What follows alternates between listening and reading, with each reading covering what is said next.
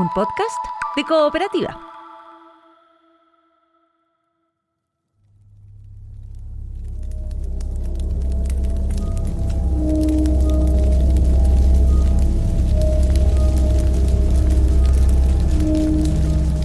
El Señor, a quien ustedes buscan, vendrá de manera repentina. Pero ¿quién podrá soportar el tiempo de su venida? ¿Quién podrá estar de pie cuando Él se manifieste? Porque Él es como fuego purificador, como jabón de lavanderos. Libro de Malaquías.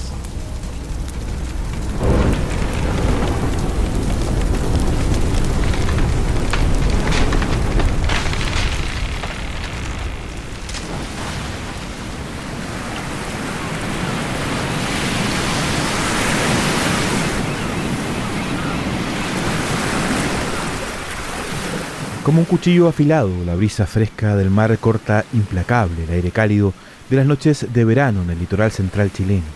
Solo el ruido de las olas golpeando las rocas interrumpe la placidez en la calle Neptuno. Estamos en el balneario de El Quisco, unos 113 kilómetros al oeste de Santiago de Chile. La noche está en su primera fase. Poco ha pasado de las 9:30. En cosa de segundos, el sonido de las olas quedará en segundo plano.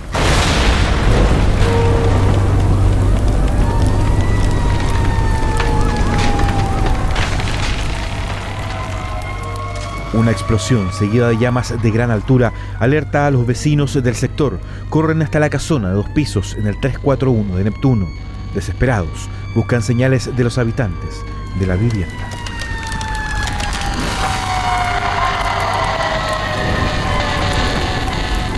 Las llamas son violentas y consumen por completo el segundo piso. Menos de 15 minutos demoran en arribar los bomberos. Luchan por contener el fuego que avanza sin contemplaciones. El incendio revelará una muerte, un crimen que ocupará las portadas de los diarios durante meses.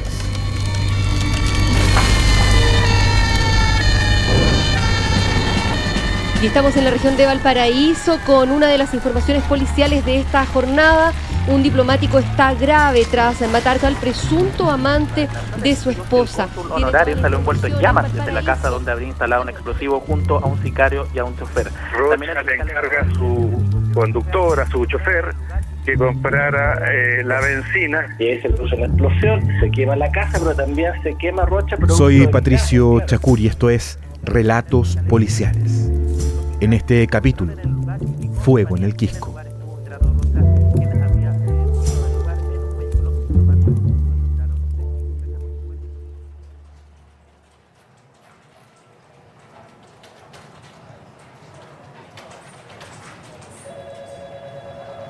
Sobre un escritorio descansan portarretratos con fotografías que lo muestran con algunas de las más altas personalidades de Chile y el mundo. Bill Clinton, Teresa de Calcuta y otros posan junto a Esteban Gerardo Rocha Vera. Era común verlo en las páginas sociales de los periódicos, codeándose con autoridades. No sin dificultades, se convirtió en un exitoso empresario educacional, dueño de centros de formación técnica, institutos profesionales y más tarde, una universidad.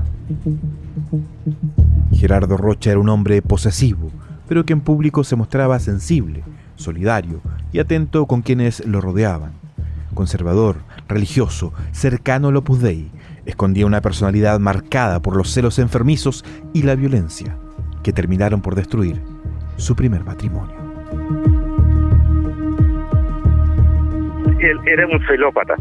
Si no encontraba algún hecho por el cual celar a su pareja, él mismo los provocaba para después poder reaccionar.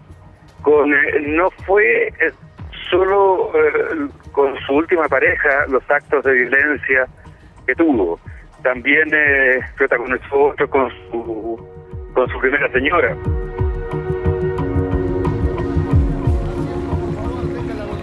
Amiga de los sectores 1 y 2, caballeros también. A ver cómo están esas gargantas. Hola, ¿qué tal? Perfecto. Hoy día, señoras y señores, en nuestro programa tendremos el gusto de recibir... Era el Chile de inicios de los 80, La televisión a color dejaba de ser novedad. En la pantalla chica se veía el Festival de la Una y el Happening con Ja. En la grande nos emocionábamos con Flashdance. La selección chilena caería rápidamente eliminada en el Mundial de España 82, recién inaugurado. El parque de diversiones Mundo Mágico era uno de los panoramas favoritos del fin de semana en Santiago.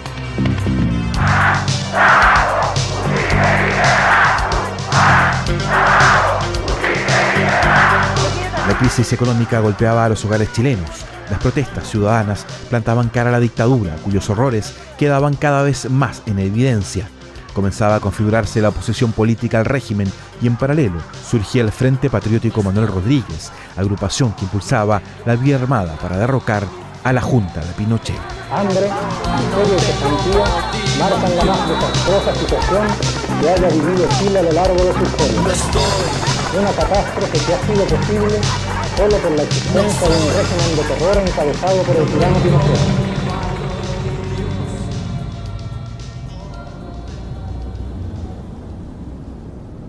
En ese contexto, las políticas económicas liberales impuestas por la dictadura favorecieron el ingreso del sector privado a la educación. Y entre fines de los 70 y mediados de los 80, Gerardo Rocha construyó un imperio educacional. En ese camino fue fundamental el apoyo del filósofo Jorge Millas, con quien forjó una estrecha relación. Así fue que Rocha conoció a su nieta, a la niña que años más tarde se convertiría en su pareja, Verónica Espinosa.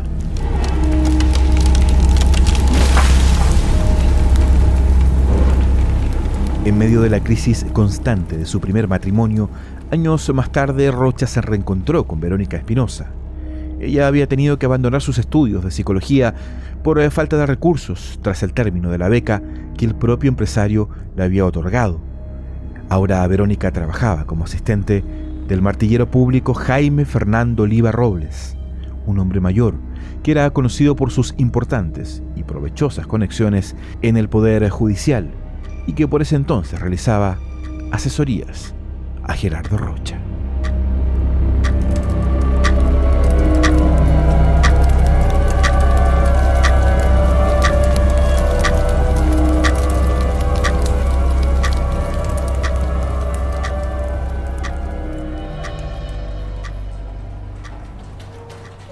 En la oficina de Oliva, Verónica y Gerardo se volvieron a ver las caras. Se saludaron amistosamente frente al martillero público. Algunos años después de ese encuentro fortuito, Verónica logró titularse y Rocha la contrató para que la ayudara a escribir un libro. En ese espacio, Gerardo comenzó a seducirla. Iniciaron una relación. Se fueron a vivir juntos a la comuna de Las Condes, en la zona oriente de Santiago. Tuvieron varios hijos, pero de nuevo aparecieron los celos. Peleas, separaciones, reconciliaciones, esa era la constante. El momento clave que marcó el destino de Rocha ocurrió en agosto de 2007. En medio de una fuerte discusión, Verónica Espinosa hace una declaración que cambió todo. Cuenta que años atrás, cuando trabajaba para él, el martillero Oliva abusó sexualmente de ella. Gerardo Rocha estalló en indignación. Comenzó a tramar en su cabeza los celos de nuevo. Piensa que en realidad Verónica y el martillero se siguen viendo. Así se empieza a configurar una historia de espionaje, de venganza y de muerte.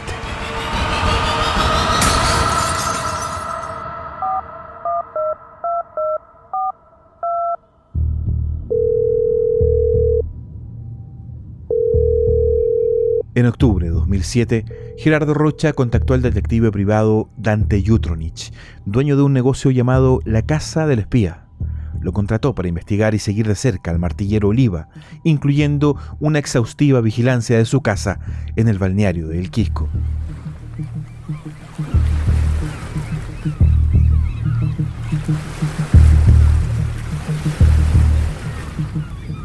La vivienda, ubicada en el 341 de la calle Neptuno, está ubicada a pocos metros de la costanera del Quisco.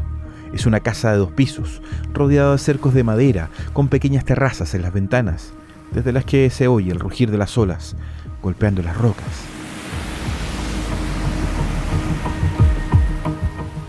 Hasta allí llegó un empleado de una empresa telefónica contratado por Jutronich. Ese fue el primer paso para vigilar a Oliva, recuerda Vinko Fodic, el ex fiscal que investigó al detective privado. Dentro de las técnicas que desarrolla el señor Jutronich, hace vigilancia, seguimiento, pero también realiza interceptaciones ilegales, por cierto, del teléfono del Martillero Oliva, de la red fija de la casa del Martillero Oliva. Entonces él subcontrató por buenas sumas de dinero a un funcionario de la compañía que concurrió afuera de la casa del Martillero Oliva y hizo una conexión del cable. O sea, en el cable que ingresaba a la casa de Oliva le sacó un arranque. Jutronich, por todos estos servicios, en ese tiempo, nosotros acreditamos con cheques cobrados, o sea, cheques girados por Gerardo Rocha y cobrados por Jutronich, se acreditaron 74 millones de pesos por todo el servicio de vigilancia que debe durar unos 2 meses. Jutronich incluso llegó a visitar al Martillero con la excusa de notificar una denuncia. Así logró instalar un programa para hackear su computador. La vigilancia también incluyó un seguimiento fotográfico y a través de videos grabados por sus empleados, Jutronich sabía perfectamente quién entraba y quién salía de la casa de Fernando Oliva. El detective privado comenzó a enviar correos electrónicos a Gerardo Rocha. En ellos le decía que comprendía su dolor, que estaba acercándose a la verdad. Le decía lo que quería escuchar. El punto de inflexión ocurrió cuando Rocha recibió un video que muestra al Martillero Oliva abandonando su casa con una mujer rubia y joven. Difícil de distinguir en las imágenes, pero en Rocha se instaló el convencimiento de que la mujer de aquella grabación era Verónica Espinosa, su pareja.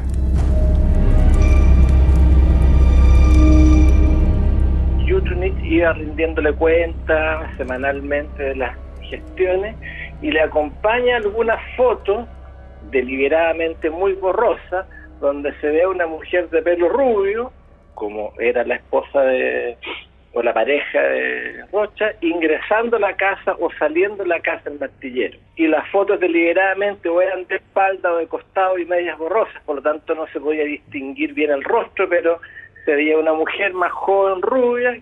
Claro, le mantiene esa, entre comillas, ilusión, o le cuenta lo que él quería escuchar, que aparentemente su pareja le era infiel o se veía escondidas con este Martillero Oliva, que dicho de paso tenía en ese tiempo 80 años. Con las fotos y ciertas grabaciones logró mantener esa duda en Gerardo Rocha para que así él siga contratándolo, y finalmente esa duda que le generó, sin quererlo probablemente, pero esa duda que le generó Jutronich fue lo que probablemente gatilló que cometiera la locura que cometió.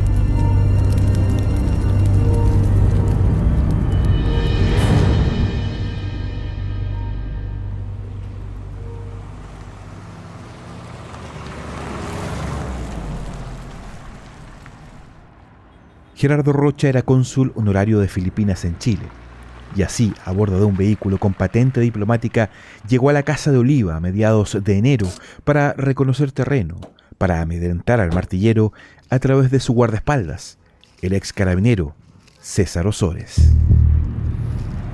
Poco a poco comenzaba a configurar el plan de la venganza. Rocha le pidió a su chofer, a Marcelo Morales, que le guardara una caja con gas pimienta y un electroshock que le había entregado el detective Dante Jutronich. Enterado de que durante la época estival el Martillero arrendaba la parte delantera de su casa, le regaló una semana de vacaciones con gastos pagados al chofer de Verónica y a su familia, también a su propio conductor, Marcelo Morales, quien formaría parte del plan.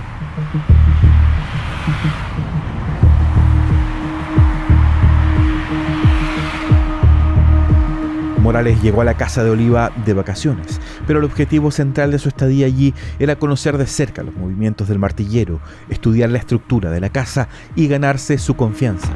Mientras tanto, Rocha y su familia disfrutaban de vacaciones en Concón, a unos 100 kilómetros del Quisco. Y así llegamos al 20 de febrero de 2008.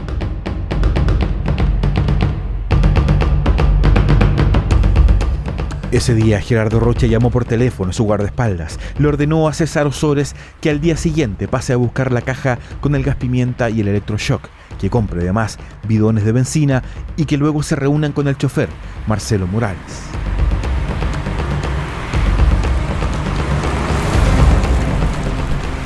La tarde del 21 de febrero, en Concón, Rocha se despide de su familia. Se prepara para salir, dice que volverá más tarde e inicia su viaje. Se reúne con Osores y Morales en las cercanías de la municipalidad del Quisco, revisan su equipo y parten en 2 vehículos rumbo a la casa del martillero Fernando Oliva.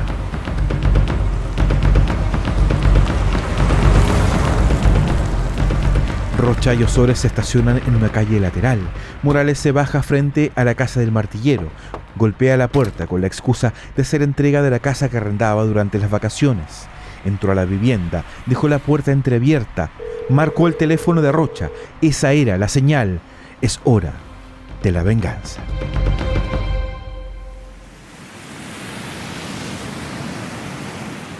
Mientras Morales y el martillero arreglan cuentas por el arriendo en el segundo piso, Rocha y su guardaespaldas ingresan a la casa. Suben por la escalera y encaran a Fernando Oliva. Con violencia y a gritos, el empresario le pide explicaciones por el supuesto abuso contra Verónica Espinosa. Boquiabierto, el martillero no entiende nada. Comienza el forcejeo. Rocha ordena que lo amarren con cinta de embalaje. Lo inmovilizan. El chofer Marcelo Morales baja al primer piso a vigilar. Gerardo Rocha le propina a Oliva la primera descarga con electroshock y luego le ordena a su guardaespaldas que lo deje solo con la víctima. El empresario comienza a rociar la habitación con benzina, mientras el martillero pierde la conciencia por la aplicación de corriente eléctrica. La última descarga provoca la chispa final.